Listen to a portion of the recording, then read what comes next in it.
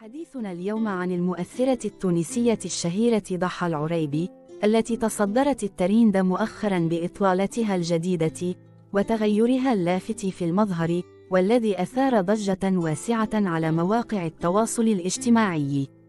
في الأيام الأخيرة تداولت صفحات السوشيال ميديا صورا نسبت إلى ضحى، ظهرت فيها بإطلالة مختلفة تماما عما اعتاده الجمهور منها، حيث بدت أكثر جرأة وأناقة في الوقت نفسه، ما جعل المتابعين ينقسمون بين من أعجب بتغييرها ومن رأى أنها تخلت عن بساطتها التي أحبها الناس من أجل الظهور.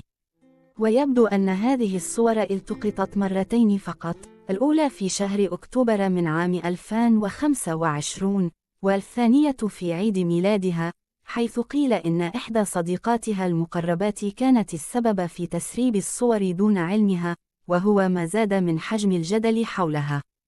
لكن اللافت في الأمر أن كثيرا من المتابعين لاحظوا جمال ضحى الطبيعية، وعلقوا بأنها تبدو فاتنة حتى دون فلترات أو أدوات تجميل، معتبرين أنها تمتلك ملامح جذابة تميزها عن كثير من المشاهير. أما عن ضحى العريبي قبل هذه الإطلالة، فهي واحدة من أبرز صانعات المحتوى في العالم العربي. ولدت ضحى في 28 من يوليو عام 1998 في مدينة مطمطة التابعة لمحافظة قابس في تونس.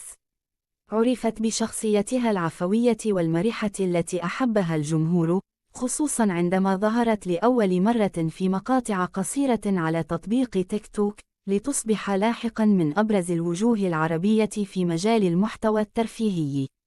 تبلغ ضحى من العمر 27 سنة حتى 2025 ميلادية، وقد استطاعت خلال فترة قصيرة أن تكسب قاعدة جماهيرية ضخمة، إذ يتابعها أكثر من 10 ملايين شخص على تيك توك، بينما يتجاوز عدد متابعيها على إنستغرام 4 ملايين متابع.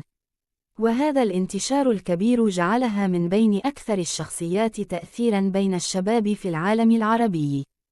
أما عن حياتها الشخصية، فقد كانت متزوجة من صانع المحتوى الأردني المعروف باسم نور محمد، أو ما يعرف على السوشيال ميديا بماكسن، حيث شكل معا ثنائيا شهيرا أحبه الجمهور لفترة طويلة. لكن العلاقة لم تستمر، وانتهت بالانفصال قبل أشهر، في أجواء أثارت كثيرا من التساؤلات والتكهنات بين المتابعين.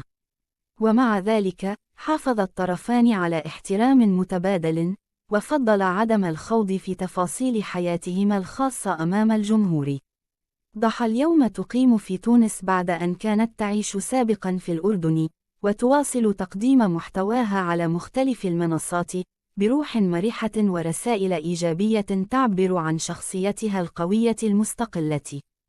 ويبدو أن هذا التغيير في مظهرها الأخير كان بالنسبة إليها نوعا من البداية الجديدة بعد مرحلة صعبة من حياتها، وهو ما جعل محبيها يرون في هذه الإطلالة رمزا للتوثق بالنفس والتجدد أكثر من كونها مجرد تغيير في الشكل. فما رأيكم أنتم في إطلالتها الأخيرة؟ هل ترون أنها خطوة موفقة تعبر عن نضجها وتحررها من الماضي؟ أم أنها تغيرت كثيرا عما أحببتموها فيها في البداية؟ شاركونا آراءكم في التعليقات، ولا تنسوا الإعجاب بالفيديو والاشتراك في القناة وتفعيل زر الجرس ليصلكم كل جديد عن أبرز الشخصيات والمشاهير في الوطن العربي.